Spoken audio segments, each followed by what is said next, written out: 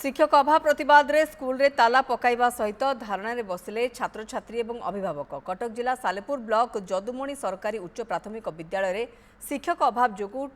ठीक रे पाठ पढ़ा होई पारु नाही। स्कूल रे प्रथम रु अष्टम श्रेणी पर्यंत थिबा बेले 130 रु अधिक छात्र छात्री अध्ययन करुछंती, किंतु 2 जण शिक्षक बदली परे एबे 4 जण शिक्षक रे चलीछि पाठ पढ़ा। एमितिरे स्कूल रो बदली होइतिबा शिक्षक को पुनर्बार अवस्थापित करिया पे छात्र छात्री और अभिभावक माने स्कूल मुख्य फाटक रे ताला पकाई धारणा रे बसिछंती।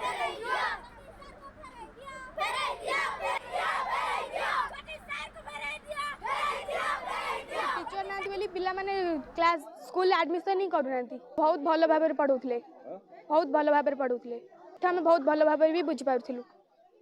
असुविधा आमर हो भल पाठ पढ़ुलु भल बुझी पार्थलु से सार को नहीं जाइए आम से सार को फेरे आने चाहूँ जो 6 जन टीचर थे 6 जन टीचर आवश्यकता अच्छी पिला जेहेतु 1 रू 8 क्लास पर्यंत पाठ पढ़ा होची तेणु आवश्यकता अच्छी टीचर शिक्षा व्यवस्था जदि सरकार पाखे नवेदन एवं मान्यवर विधायक पाखे नवेदन मान्यवर बीओ मैडम को रिक्वेस्ट कराऊँगी तुरंत आप 6 जन टीचर जो थे 6 जन टीचर ये अपॉइंटमेंट करूँ जहाँफल शिक्षा व्यवस्था सुदृढ़ रही। आमको सर टीचर को बहुत अभाव हो 5 जन टीचर 8टा क्लास केमती पढ़े पिला पाठ पढ़े सर 130 पिला अच्छा आम चाहूँ सर आमको सफिशिएंट टीचर दि जाए आउ 2 जन टीचर आमको रिटर्न करूँ